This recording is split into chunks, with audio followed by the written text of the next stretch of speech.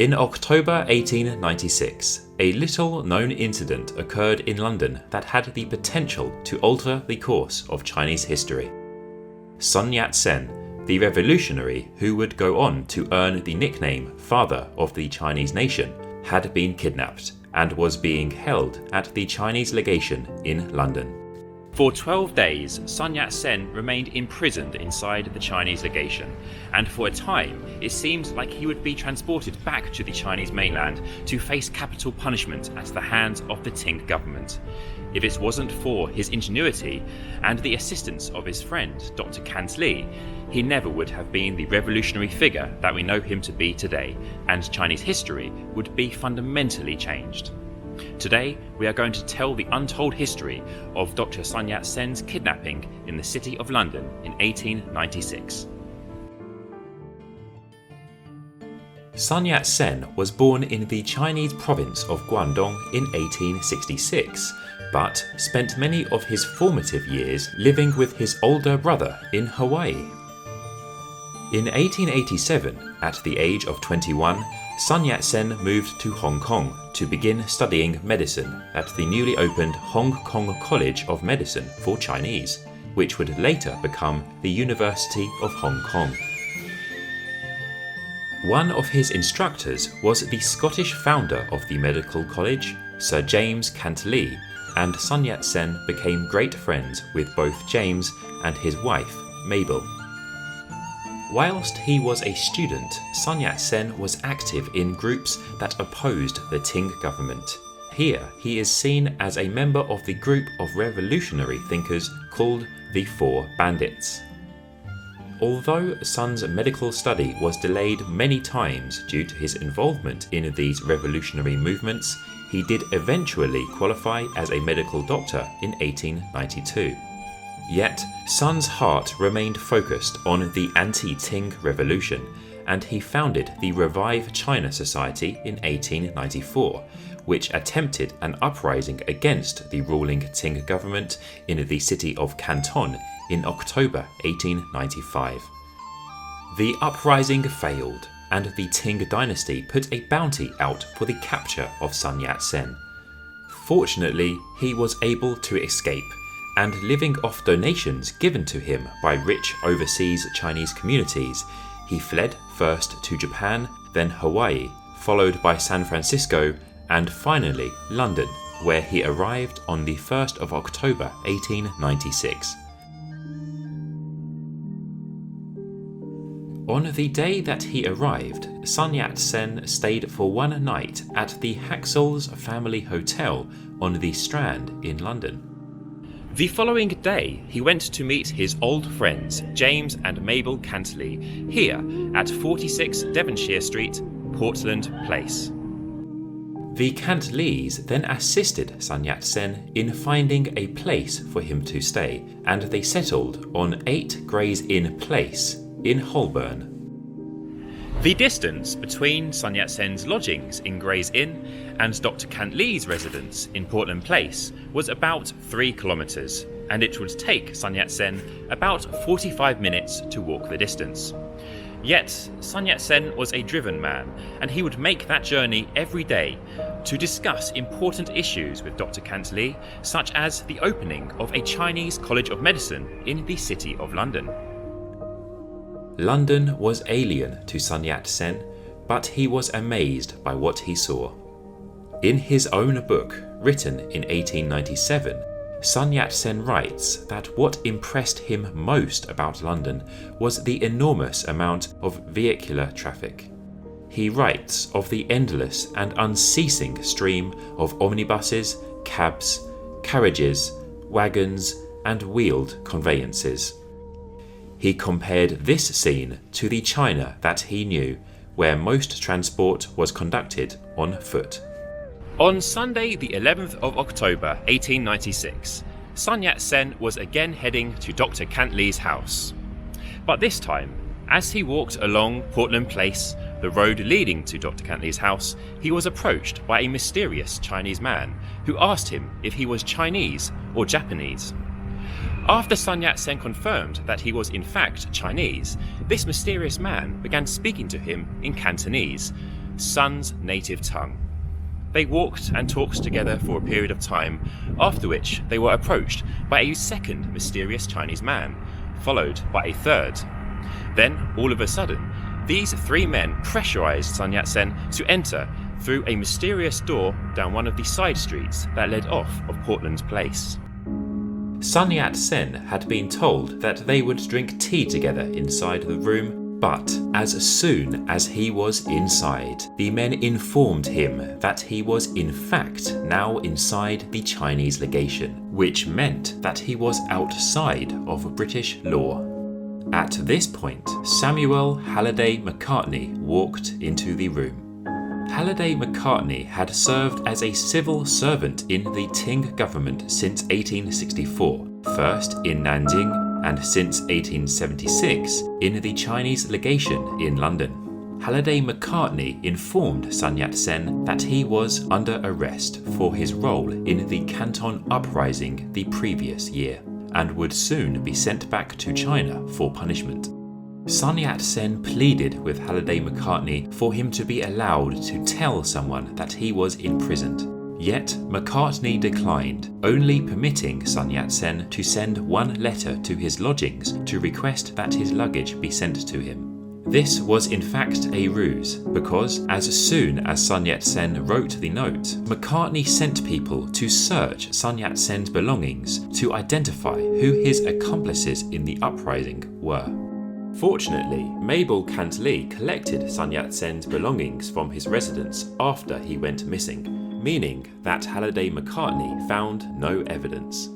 Sun Yat-Sen was then locked in a small room, and the only people he would see each day were the two English servants who delivered his meals.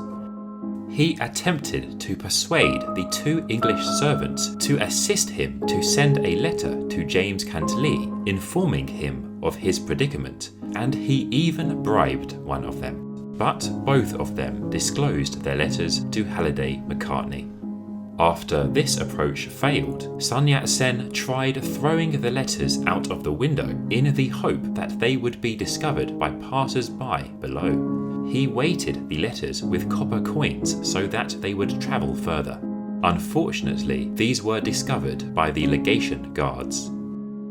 Finally, on Friday the 16th of October, Sun Yat-Sen made one last attempt at escape. When one of the British servants, named Mr. Cole, was delivering his food, he thrust all of his remaining money into his hands, which amounted to about £20, and pleaded with him that, as a fellow Christian, he should sympathise with Sun Yat-Sen's suffering. Mr. Cole did not inform James Cantlie directly, but he discussed the issue with his wife, who then proceeded to inform the Cantlies. At 11:30 p.m. on Saturday the 17th of October, James Cantlie finally received the letter alerting him to Sun Yat-Sen's kidnapping. The following day, Dr. Cantlie went directly to New Scotland Yard, but he found it hard to find anyone who would take the story seriously. He tried recruiting private detectives on the case, but because it was Sunday, they were all closed. Dr. Cantlie also enlisted the help of another doctor who was familiar with Sun Yat-Sen. Dr. Mason had lived in China for 22 years and spoke fluent Fujian dialect. Dr. Mason went to the Chinese legation himself, requesting that he be given an audience with Sun Yat-Sen. But the legation staff claimed that Sun Yat-Sen wasn't there, a lie that Dr. Mason foolishly believed. At a loss for what to do, James Cantlie tried the last option available to him, speaking to the press. On both Sunday the 18th and Monday the 19th, Dr. Cantlie spoke at length to reporters from the Times newspaper, but ultimately they decided not to run the story. In the days that followed, Dr. Cantlie began a lobbying campaign of the Prime Minister, Lord Salisbury. On Thursday the 22nd of October, the Old Bailey, the courthouse in London, heard a case of habeas corpus against Sun Yat-Sen, meaning his unlawful detention. Unfortunately, this case was thrown out by the judge because English law did not apply inside the Chinese legation. Dr. Cantlie was beginning to feel that he was helpless and unable to save Sun Yat-Sen until an unexpected breakthrough occurred. The Globe newspaper contacted James Cantlie directly, asking if he knew anything about the kidnapped Chinaman. Gleefully, James Cantlie told them everything he knew, and they published the story in the evening edition that same day.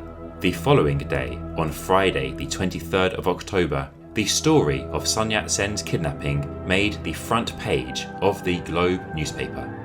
Now that the story of Sun Yat-Sen's kidnapping had reached a wide audience, public opinion in England widely supported his release, and the Prime Minister, Lord Salisbury, felt under pressure to act. He sent an ultimatum to the Chinese legation, requesting that Sun Yat-Sen was released and threatening that if he wasn't, police force might be used. Later that very same day, at 4:30 in the afternoon, Sun Yat-Sen was released from his imprisonment by Macartney. He was handed over to three men: Dr. Cantlie, his old friend, an inspector from Scotland Yard, and a representative from the Foreign Office. These three men then escorted him out of the legation onto the street that lay behind the legation, here, Weymouth Street. After he was released, Sun Yat-Sen remained in London for a period of time.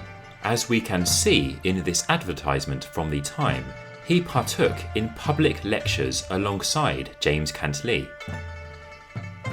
Then, in the summer of 1897, Sun Yat-Sen returned to Asia to begin his tour of Chinese expat communities across the region, preaching the overthrow of the Qing dynasty. The Qing dynasty was eventually successfully toppled on the 10th of October 1911, almost 15 years to the day after Sun Yat-Sen had been kidnapped in London. As soon as he heard the news, Sun Yat-Sen's first response was to set sail for London, with the aim of arranging British financing for the new Chinese Republic.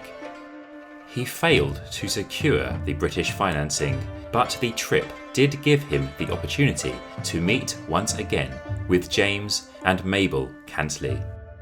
Sun Yat-Sen then returned to China, and on the 1st of January 1912 he was sworn in as the interim president of the Republic of China. One of the first people that he chose to inform were James and Mabel Cantlie, and he would remain in frequent contact with them via letter for the remainder of his life. These are a few examples of the letters that Sun Yat-Sen wrote and sent to James and Mabel Cantlie over the course of his lifetime.